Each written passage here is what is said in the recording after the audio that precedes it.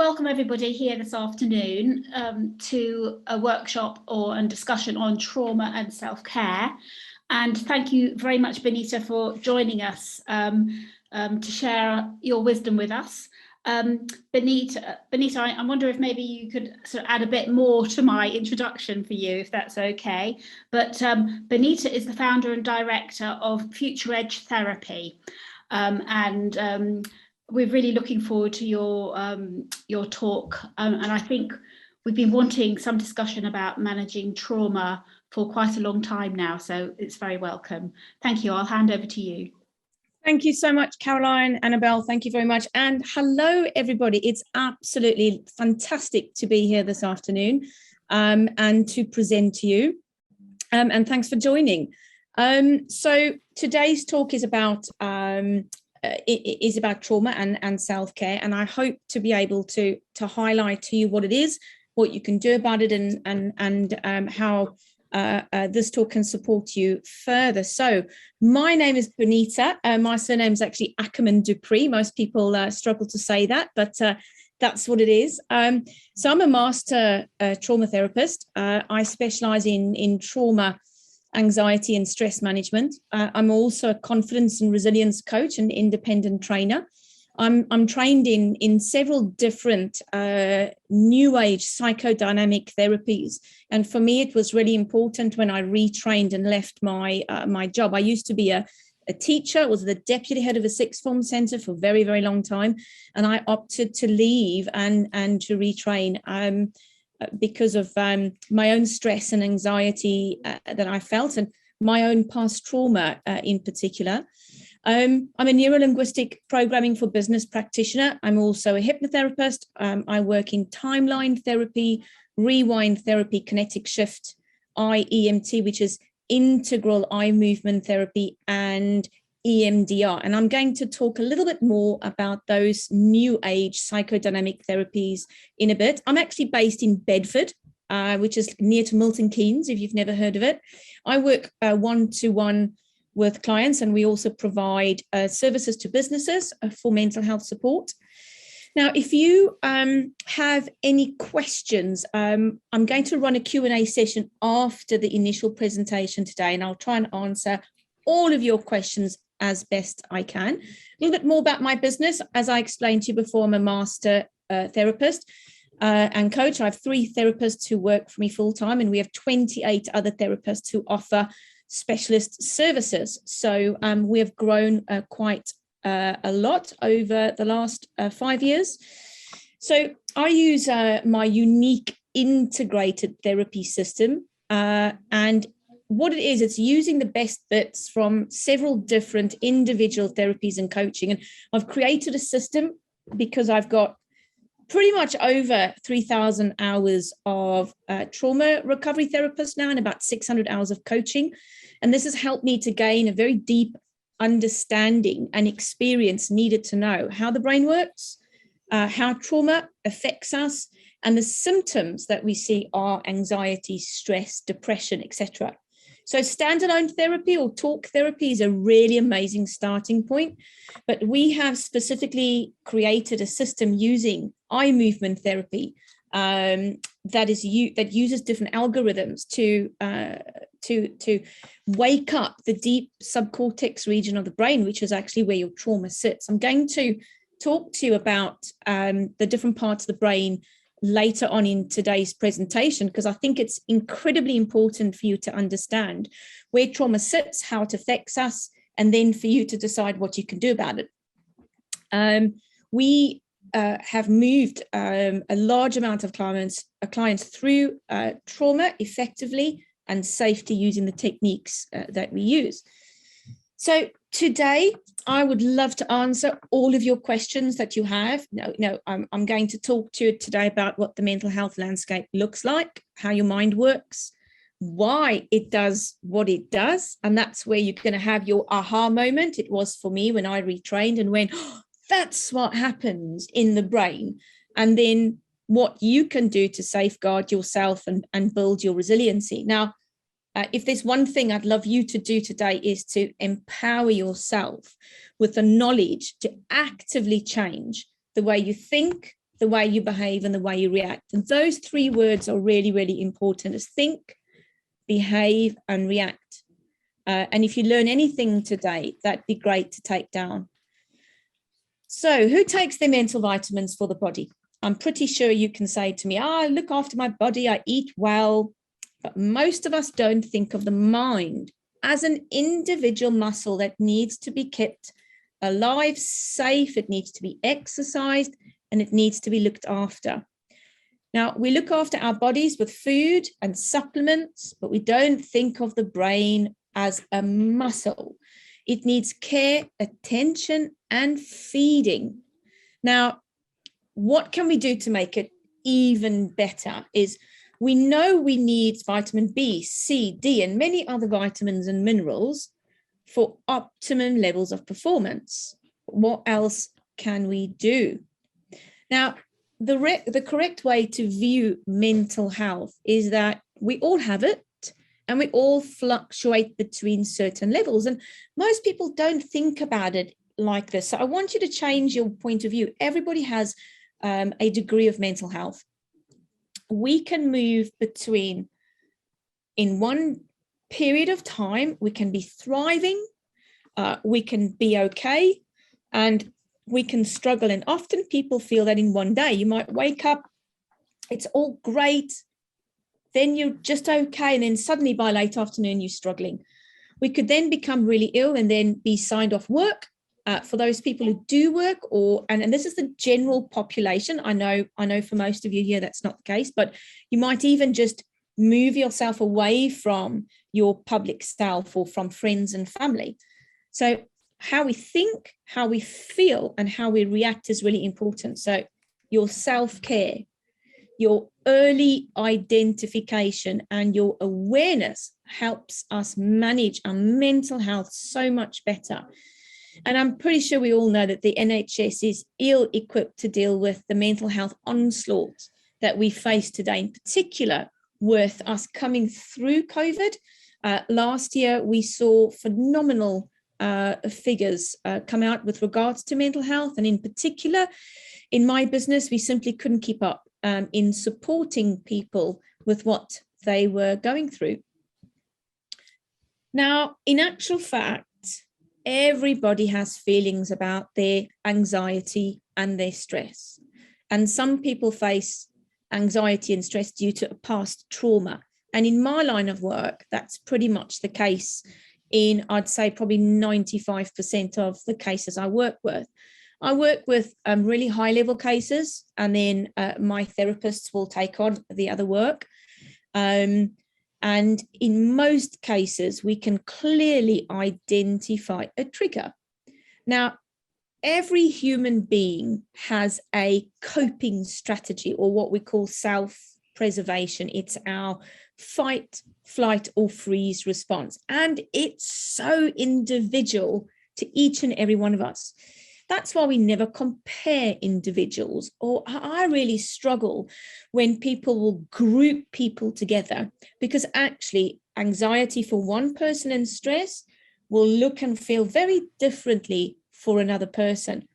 I've worked with twins before, and their outcome in life from their early childhood trauma were vastly different, and they both viewed what happened to them, how they felt about it, and how they saw it were all very different. And that's testament to the fact that your brain will react to trauma, anxiety, and stress differently. Now, when our fight, flight, and fear response or freeze response starts to fail, or it becomes too overbearing for the brain and the body, we must remember the body has an equal part to play in our anxiety and stress.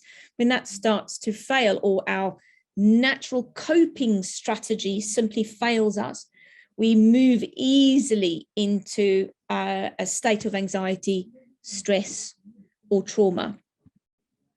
Now, these feelings that we get when we've been through trauma, whether it be an accident, or what happened to us, or what someone said to us. I work with children from my background. I love working with children, but often children are bullied, and what was said to them is almost as bad as something physically being done to them.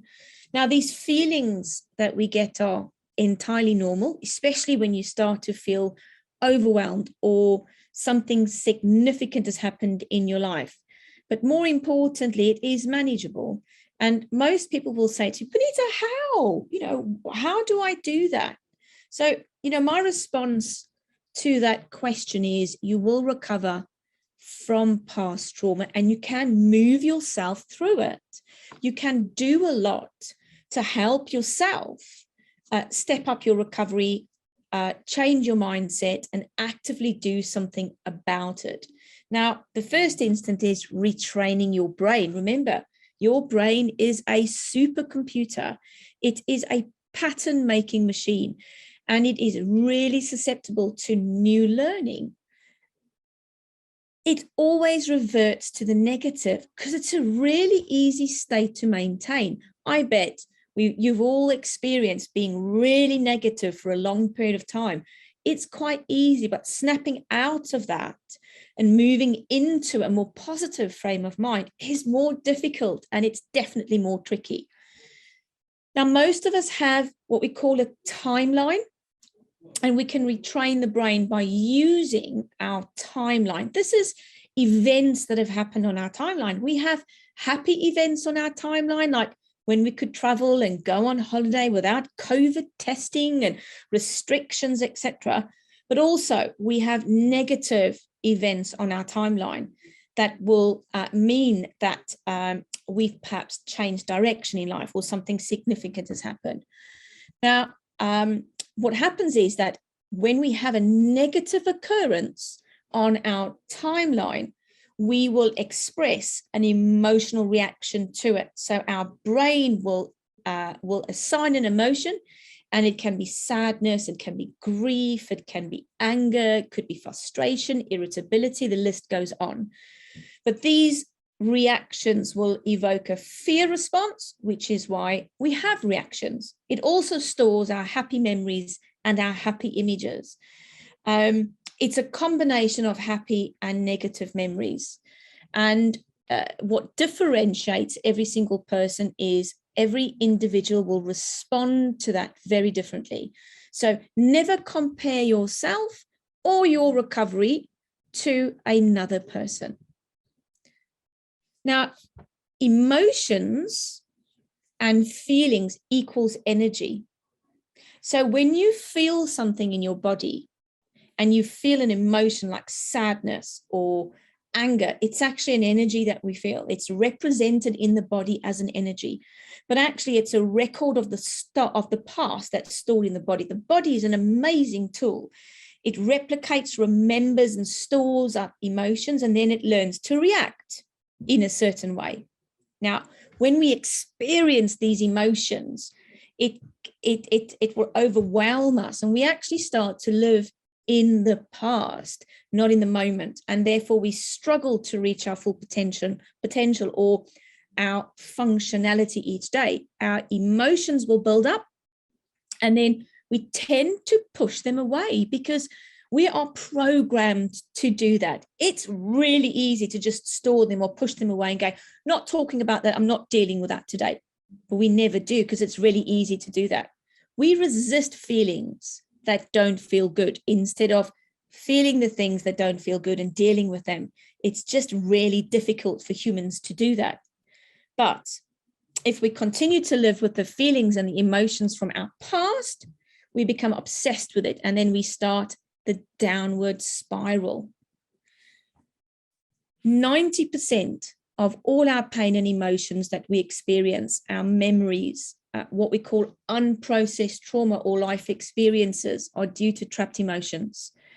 Our emotional baggage we carry around our relationships, childhood abuse, or negativities from work, perhaps. Now, they could be old negativity. These stay with us, and we hold on to them in our nervous system. And what happens is they disrupt our lives, and they cause what we call self-sabotage. But the body will interpret these as anxiety, as a stress response. We could get high blood pressure, immune system suppression. So colds and flus, heart palpitations, breathing problems. Some of my clients report to say that they feel that they have a constant big brick on their chest. They feel they can't breathe. Or the other way is nervous energy. You feel on edge all the time. This is your body telling you that there's just something not right and that we need to work on it. And we transfer these emotions into our life, and then we expect everything to go to plan. It doesn't work as simple as that. Now, this is a process that the body and the mind follows. It's now been proven that long-term stress and anxiety is responsible for several diseases like certain types of cancers, fibromyalgia in particular. Lots and lots of my clients suffer from that because it's a symptom of the high levels of stress and trauma.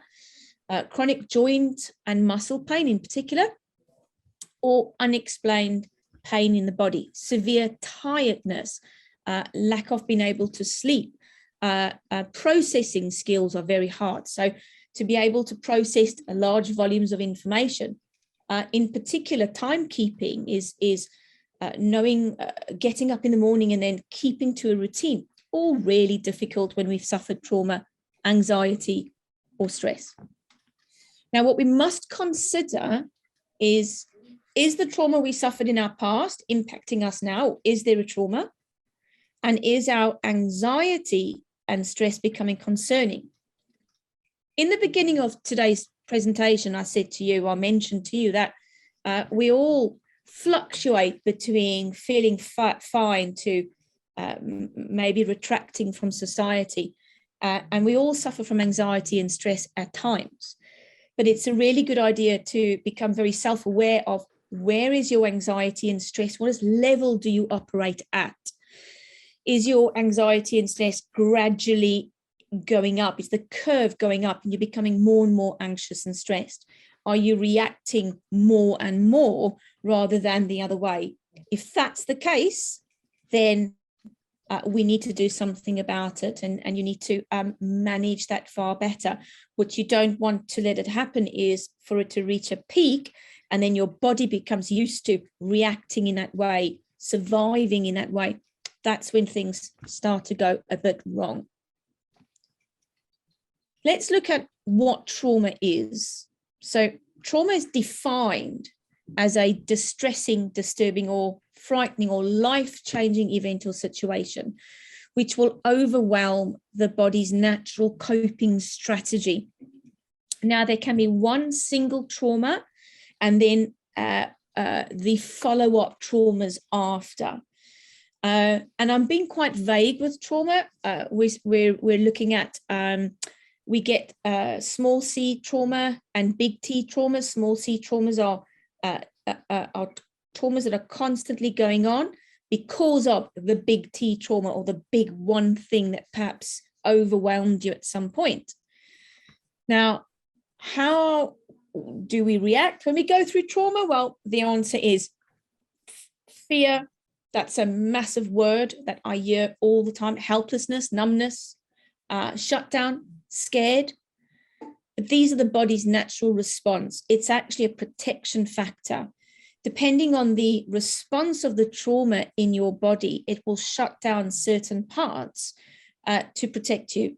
But what makes trauma really severe is when the effects are so overwhelming, they interfere with a person's fear response or your natural ability to move on or move through. Trauma is a state of critical shutdown, which we can move into really easily. I have an example. If you're a Corrie fan, Coronation Street fan, there was a really good focus on the little boy who saw his mum being murdered, and he shut down and couldn't talk. That's actually a really good example to use because his brain and body became too overwhelmed and he shut down. Now, it's critical that you defend yourself for your emotional survival. But when our fight flight is broken down, we become helpless. We lose ownership of ourselves. And that's actually what trauma does. You lose ownership of yourself. So what are the effects of trauma, of anxiety and stress? Now, this depends on the intensity, the duration and nature of the traumatic event. It's absolutely individual to each person. Some people may share some of the same outfall or anxieties and stress, but it's very personal. No one can predict how it will feel or be. So flashbacks, nightmares, detachment, panic attacks, bodily fear responses. So perhaps you might respond to, I work with some clients who've been in car accidents, for example, and it might be triggered when they move onto the motorway, or they see a truck, for example. That is a bodily response. You can feel it come on. This is why treating trauma is actually so complex, and it needs a host of techniques and programs specifically targeting 3 areas of the brain for it to be really effective. And I'm going to go on to how the brain reacts in later slides. But the brain thinks and remembers any event in a sequence made up of pictures or mini movies. And that's how all people think. It's easy for the brain to put that little movie or those images regarding that event together. Now, the key to trauma recovery is to break up the brain's ability to remember the sequencing of those events, like, for example, an accident or a fall. I actually work with a lot of horse riders. I'm not sure if you can see, but that is my horse, Henry. And he's called Lord Henry because he's a dressage diva. And if you know anything about horses, dressage horses are very particular. They don't like mud, for example, and they wear sparkly tiaras when they perform. So they call him Lord Henry. But I work in the equestrian environment. I actually train and work with the England team. But when we have an accident, for example, and I'll use a fall from a horse as an example, you will know as a rider that suddenly something's not going right. Your horse spooks or something flies out in front of you, and that spiral will start from the time you leave your seat, as they call it, and fall. And then what you remember, the brain will assign, when this happens, the brain assigns feelings and emotions from the start, and it plays it out in front of you as a sequence. And what happens is single incident trauma can then result into flashbacks. So a fall from a horse, we would call a single incident trauma. And it'll be made up of sequencing of memories, images, sounds, pictures, smells in particular, or just a rumbled up movie. But it's actually really quite easy for the brain to do that. From that event, you can develop what we call a PTSD. And probably about 5 to 15% of individuals who have gone through a traumatic event will develop a PTSD. But it's very dependent on the person's individual natural resiliency levels, their support structure. So have they got family, friends, a supportive organization, and their background. You could also develop CPTSD, or complex post-traumatic stress disorder. And this develops over a longer period of time. This could be multiple accidents or abuse over a long period of time. It is a combination of personal small incidents that have each had a multiplying effect, and they become more difficult and more multi-layered. So trauma is like an onion. We need to peel the layers off to remove the trauma and allow the body and the mind to recover. And that's pretty much what it is. There are 2 focus areas. And if you work full-time, or perhaps you know someone who works full-time, there are 3 areas. But you have a personal life, and that is your family, your friends, your social life. Now we talk about an online presence. So for a lot of people, because they might still be self-shielding, or in particular during the pandemic, we had an online presence. And then we have you. And those two are actually really different.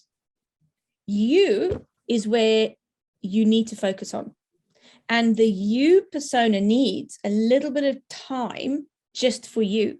So if you think about family life, friendships, going out, doing this, doing that, survival, that's all fine. But we need to find a bit of time for you. That might be having 10 minutes out in the garden, or a slower start to your morning, or just some time out where you don't have any disruption. For me, it's having going out and perhaps just having 5 minutes outside. So recovery must incorporate both areas for success. Okay. Now, you might want to be able to add some hobbies in here, but it's really, really important to create almost a hybrid therapy structure for each individual that's gone through trauma. So you incorporate all areas for recovery to take place and be incredibly efficient. So what happens to our brain when something traumatic happens? This is the exciting bit. This is the bit I love. So I'm going to explain it to you as best I can. So the brain is very susceptible to trauma. We have 1 billion neurons running through it every day. It's extremely sensitive to our thought process. So if we understand what happens to it, we can understand how to react or how to prepare ourselves for it. We can also learn to take action before it happens. And later on in today's presentation, we'll talk about techniques. So let's look at the brain and the effects on it. So trauma affects the brain differently depending on the longevity and the type of trauma that the person sustained. 3 areas of the brain are deeply affected. It is called the neocortex, which is just the top bit of our brain. So it's just behind this part of the head. The midbrain, so if you stick your fingers, if you could, right through your ears and you stick a stake through the top of your head, so roughly nose and inside area, that is what we call your midbrain. That's actually where the trauma centers are, and the hindbrain, which is at the back of the brain. Now, the brain is divided into a left hemisphere and a right hemisphere. The left hemisphere is logical and linear, and it knows we shouldn't suffer from anxiety, and it knows we shouldn't have these silly thoughts. The right hemisphere is also called the emotional brain. It's where trauma makes it difficult to access these emotions in this part of the brain. If you've been traumatized, you don't like emotions. You don't like tricky situations. You don't like confrontations. And things can quite easily alter your mood. Now, when you start to recover from trauma, you start to have more access to these emotions and to the right side of your brain, and the brain will start to recover. The hindbrain is survival focused. That's in charge of our survival. The midbrain is hugely affected by trauma. It's also referred to as our limbic system, or it's our cocktail chemical mixing system in the body. For example, when we fall in love, it's the cocktail mixing system. It gets all those feelings and all the endorphins going, but it's greatly shattered through trauma, and it can take a long time to recover. And the neocortex, that also suffers when we're traumatized because it reduces the brain in size. It lowers our brain functionality and capability. And I'm going to talk to you more about that in a bit. So let's have a little look at the different areas of the brain and what it does. I'm just going to load all of those up for you. There we go. Okay, so we have got 5 areas of the brain that is affected by trauma, by anxiety, by stress. First of all, it's the prefrontal cortex. It's actually right behind your forehead. It is the CEO in charge of the brain.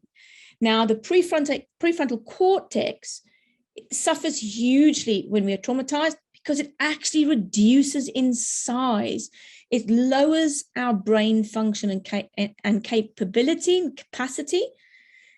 And it's actually linked to our senses. So what we see, what we hear, what we smell, what we taste, it's the receiver of information. And it brings it all into the brain. And then it decides, where do I need to send this information? Now, trauma rewrites our self-regulation code or self-regulatory code of the human. It prioritizes survival over creativity, over novelty, over relationships, over new experiences. So if the PFC, as it's called, the prefrontal cortex, identifies that there's something happening or it becomes very overwhelming, it can go offline and we become less coherent. So when we see something happen that's quite traumatic, I remember as a very young child, I saw an accident and I can still remember it, but I have reduced the emotional connection to that. But I remember not know what to do, where to go, etc. Then we have the amygdala. Now, if you are able to just watch the screen, it's just above your ears. If you just look at where I'm focusing now, where my fingers are, just above your ears, you have two amygdala. They are about the size of a 50p coin. And I think we were done in as humans, to be honest, because actually that is our midbrain. It helps to protect us. It is what spikes our cortisol reaction, and it deploys our stress chemical. And you can feel it being raised by an increase in your heartbeat. We perspire. We get butterflies in our tummy. We can get heaviness in our chest. That is our stress response. High levels of stress can also contribute to disease. And that's where it comes from. Every time you're triggered, it releases this cocktail of chemicals that aren't very good for us. And that's what will happen. Our hippocampus is situated at the back of the head. It's the thinking part of the brain. It's in charge of your short and long-term memories. It stores memories in files and folders. And unfortunately, when we have a traumatic event, it doesn't have a home. The hippocampus is unable to date stamp it because the process in the brain is happening so quickly, no one takes ownership of it. We don't know what happens to it. It's not processed like a happy memory that's date stamped, filed away. So it's like having a round peg in a square hole, and that's what creates our flashbacks. We need to remove the memory, reprocess it in the brain, and find a new home with a different meaning or response for the body to overcome our PTSD or trauma. It's a really interesting concept, and that's what we do. The Broca's area is our motor function and our speech production. If we are traumatized or we're feeling extremely anxious or stressed, we struggle to talk. We also struggle to express ourselves. So people who are very anxious, depressed, suffer from trauma, PTSD, CPTSD, often cannot express how they feel. And as therapists, we know that. We know that. And then we have a part of the brain called the anterior cingulate gyrus. Now, that is in the hindbrain. It's a neutral response. But what happens is it's like a car, and it has a gearbox. And it only functions in forward, neutral, and reverse. And when you go into a state of anxiety, stress, or trauma, it gets put into neutral. You can rev the engine, but nothing happens. And that's when you start to feel your overwhelm, your stress response, etc., etc. And what happens is you get stuck in this negative cycle. You cannot shift forward out of this state. You get re-triggered and get replayed, and that movie keeps on recurring. And what happens? We struggle to move ourselves on. Now, when we start to recover, this is the amazing part. We start to see the anterior cingulate gyrus move into first gear, and suddenly we feel like seeing people, talking to people, going out. My clients will often say, oh yeah, I actually went out for a coffee this weekend.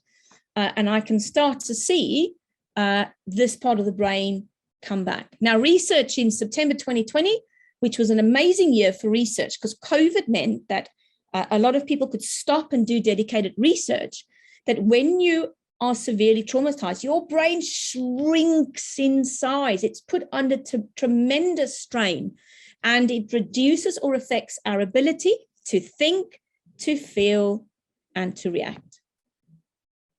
Now, we have a common bond amongst us here today and every other living being, is that we can go in one day from winning or being a winner to a self-doubter. And I'm pretty sure we've all done this before.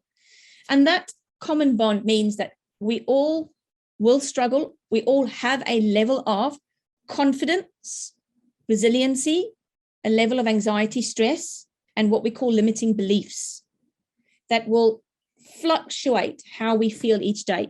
We simply have to be more aware of it to help ourselves. So what are our differences?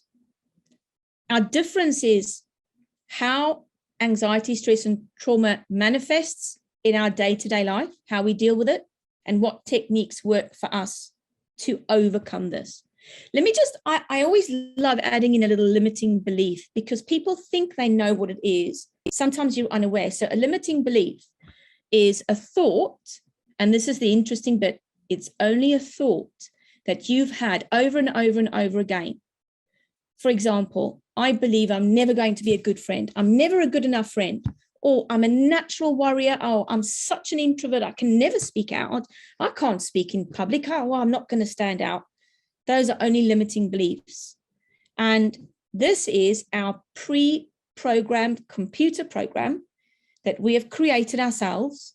We've stored it in our subconscious, and then we update it really easily. If you've got an Apple product, you'll know the iOS updates every 6 or 8 weeks.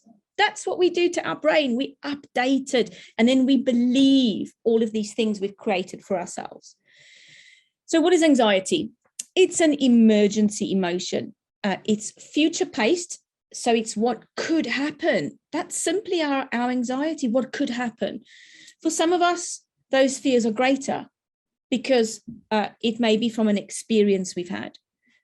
We allow this emotion or anxiety to run away with us, and 99% of the time it doesn't happen, or it's only in your head. But like I've said before, you may have experienced it. You are not born with anxiety, and you are not a natural warrior. We learn to worry about stuff, and this could be ingrained in our childhood. It could be ingrained in early adulthood, etc., etc. Okay. So trauma versus anxiety, and it's important to be able to put the two aside. The definition of trauma is a distressing, disturbing, and frightening or life-changing event or situation which overwhelms our natural coping strategy. Now, how we react when we go through trauma is helplessness, numbness, and shutdown. And I've mentioned this before, but it's important for you to understand that trauma is what's happened to us, and anxiety is the outcome of it. So where does anxiety come from? We have a conscious mind and a subconscious mind. The conscious mind is at the front of your brain. It's your thinking brain. It's logical, rational, analytical, stores our willpower. It's the age you are now. But your subconscious brain is set, it's the hind brain. It's the back of your brain. It deals with our feelings, emotions, our habits. It thinks in pictures. It's literal, and it believes everything we tell it. So remember that computer program? If you keep telling yourself negative things, you start believing what other people say about you, it becomes locked in. Now, the subconscious mind is actually only the equivalent of a 6-year-old, the thinking revolves around it. So you say something to it, it believes it. Its main purpose is to protect us. It stores all of our experiences and then creates our computer program, and then we believe it. But all of those experiences are simply a blueprint that we put together. It's a set of beliefs that we live our life by. The most important thing to remember is not one of those beliefs are true. A belief is only a thought you have told yourself over and over and over again. But remember, the brain is a pattern-making machine, so it believes it and believes it and believes it. So also really important for anxiety and stress management is diet. Have you considered the effects of food on your ability to remain calm and focused? There's loads of research out there about sugary goods, processed food, that will have a massive impact on your body's ability to react. So perhaps have a little think about that if you hadn't considered it before, but it certainly is something that we look at when we work with individuals. Now, new studies have shown that the best way to recover from anxiety, stress, loss of confidence is sort of changing your diet and some form of activity. And that can be brain gym, it can be chair yoga, it could be just moving around as much as you can. Now, people who worry, overthink, have these fears or are stressed all the time will have a natural high level of ACG in the brain. That's the anterior cingulate gyrus I've just spoken about. And it overreacts all the time. It becomes very overactive. And we need to immediately help the ACG to become far more normal by looking at our food, our sugar, our processed foods.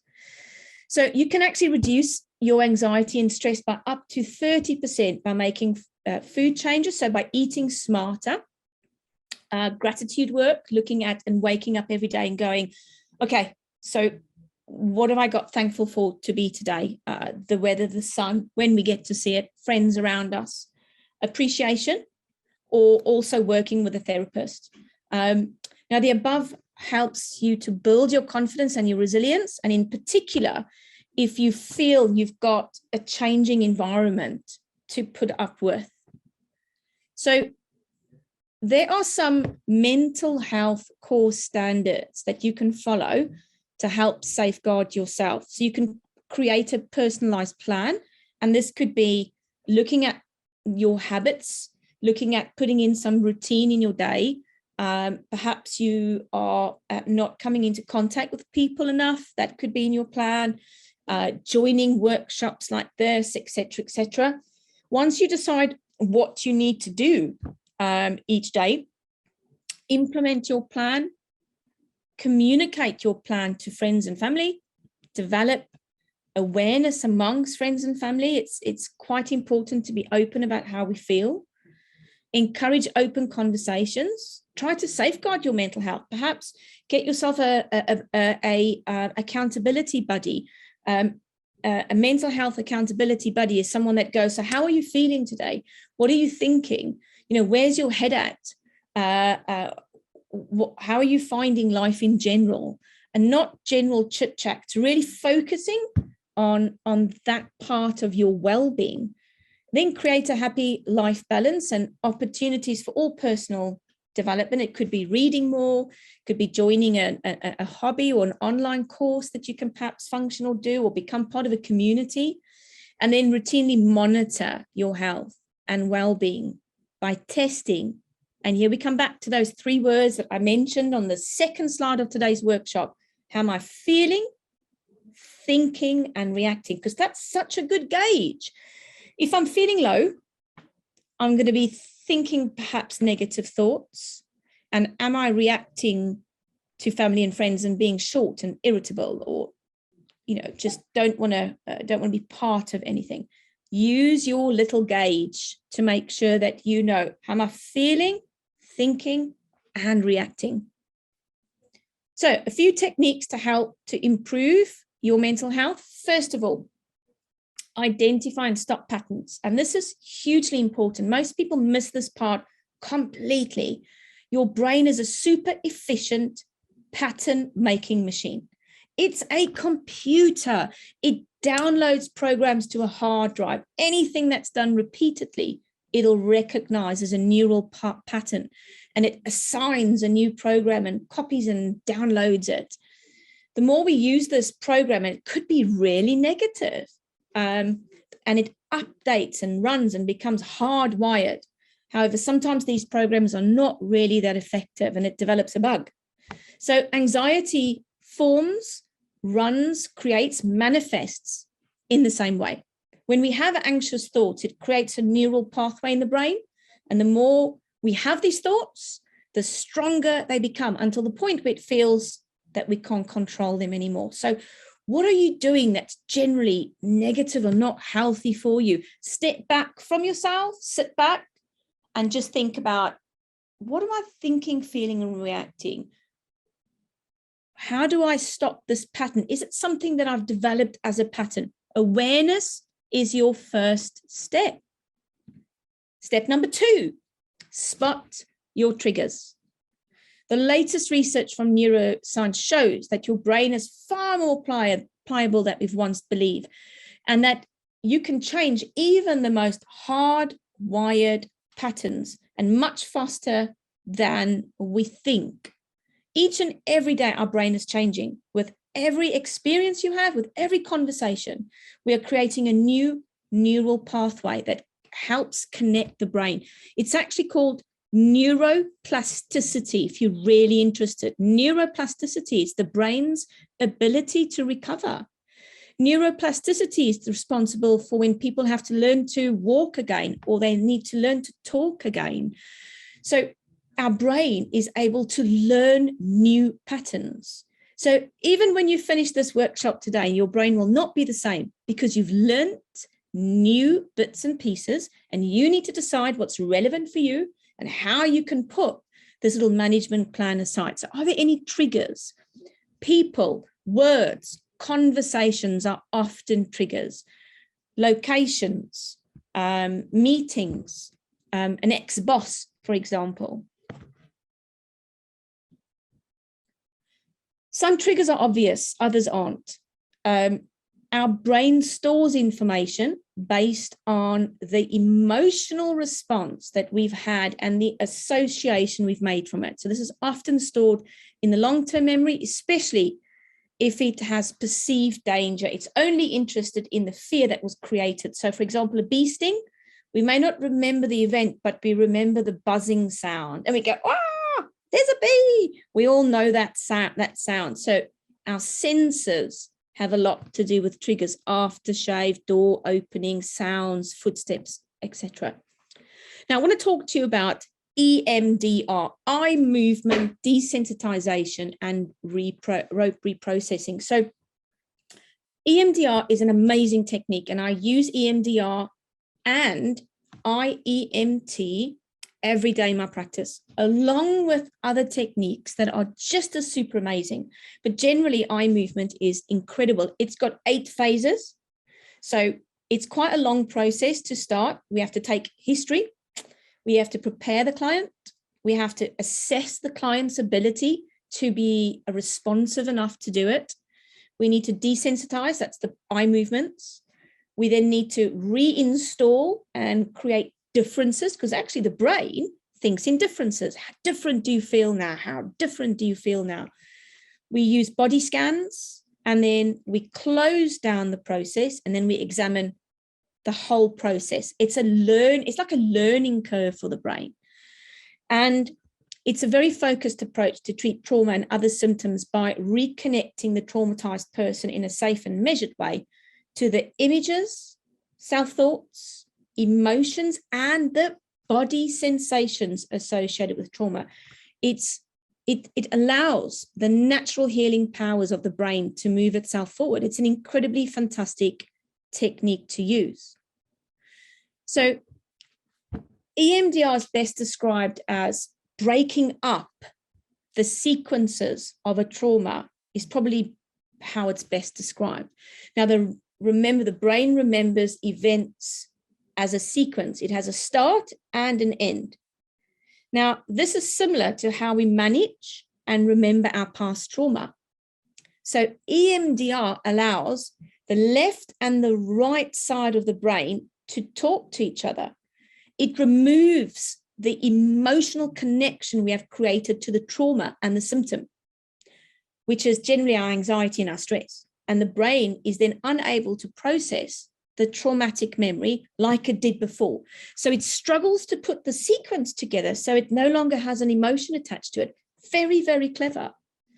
Now, what we do is we alternate left and right eye movement and stimulation.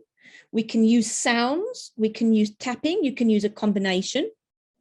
But what it does is it stimulates the frozen or the blocked information processing. It sorts out the bugs in the computer system and allows the computer to run again. So it helps you process distressing memories. They seem to just lose its intensity. So the memories are less distressing and it seems like ordinary memories. I use EMDR or IEMT, which is a derivative of EMDR, but we run what we call different eye movement algorithms. This makes huge, significant change in people's lives. So I have a little visualization exercise I'd like you to do today, please. Now, the little symbol in front of you is actually, if you look at it, it's an upside down 8, okay? And visualization is a very strong and important tool to use. Top professional athletes use it, in particular bobsleighers, equestrian eventers and athletes, people who need to follow a sequence of events. If they talk on stage, actors use this technique very often to calm themselves down and to refocus the mind. Now, the brain cannot differentiate between you actually doing something and visualizing it.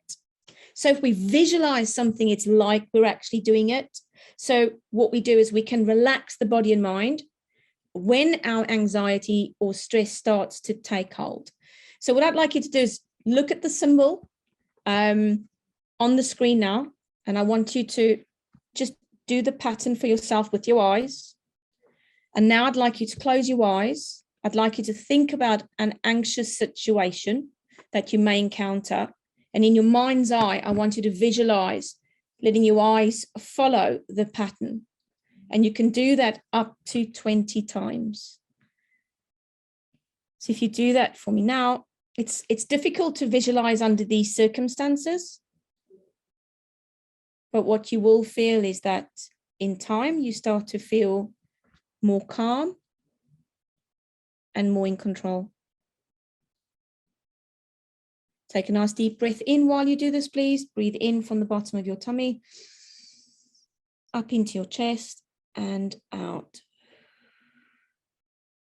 Continue the visualization while you breathe in and you'll breathe out. Okay, excellent. Thank you very much. Now, this takes a bit of exercise. It takes a bit of doing, because actually you're focusing your brain going, run the algorithm, but breathe. So it allows your body to disconnect. Our brains, although it's an amazing machine, can actually only do a few things at the same time. So visualizing the movement of the pattern and then breathing at the same time just tells the body to stop, breathe, and calm down. Now, why does this technique actually work? Because it produces and stimulates oxytocin, which is the happy hormone. So it is a feel-good, on-demand exercise. You can do it anywhere. No one even needs to know you're doing it. You can even look away and visualize it. So when someone comes around and they irritate you, best you get out the figure of 8 or the visualization exercise. So I hope you enjoy that little exercise. It's really quite good. Now, how do you get yourself out of an anxious state? And I will email this through. I'll make this little card available to you. I haven't done it yet, but I certainly will do it today. You can print this little card if you want, or just keep it on your computer screen. When you start to get anxious and you've just let it go a little bit too long, there's 4 questions you can ask yourself. These questions bring the mind from the emotional right brain to the logical left brain. And it also places you in the now and removes the brain's ability to focus on the future. So it brings you into the now. Remember, anxiety is future focused. So questions are, where am I? What am I doing? What am I thinking? And how do I feel? Do you see we've come back to the feeling, thinking? words. Really nice little technique to use when you are just that one step further and you're becoming a little bit too anxious. It's really good to just take a deep breath and go, let's just take stock. What am I doing? What am I thinking? What am I feeling? Okay, brilliant. So I'll make that little card available to you after. You can print it out. It's the size of a little credit card. So you can put it in a wallet or stick it on a desk or take it where you need to take it. Okay, so 5 steps to becoming anxiety and stress-free. Number 1, be prepared to change. It's often in our language. We need to be more positive. Number 2, decide what you want and believe it will happen. That is absolutely a non-negotiable.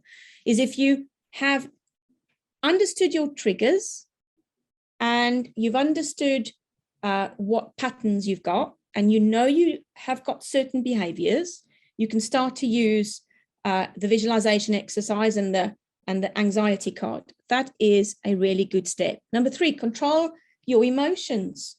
Breathe and control your heartbeat. The minute your heart rate rises or you start to sweat or butterflies in the tummy, you know you're having a stress response. A few deep breaths will calm the system down.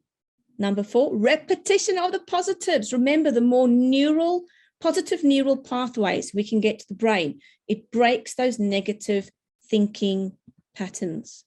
And small steps every day is really, really important.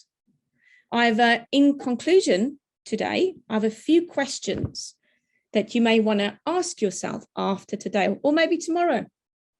What increases my stress and anxiety? Have I suffered a past trauma? Does that affect me now? What are my patterns? What are my triggers? And do I need further help? How can I find that help? And my final question to you is, what are your mental vitamins? What can you take from today to help you manage better? So if you are on social media, we know the world lives on social media. I have a Facebook page if you'd like to find me. My website is future-edgetherapy.co.uk. You can find me on Instagram, Twitter, or LinkedIn. And I just wanted to open the floor to any questions in a moment, and a really big thank you.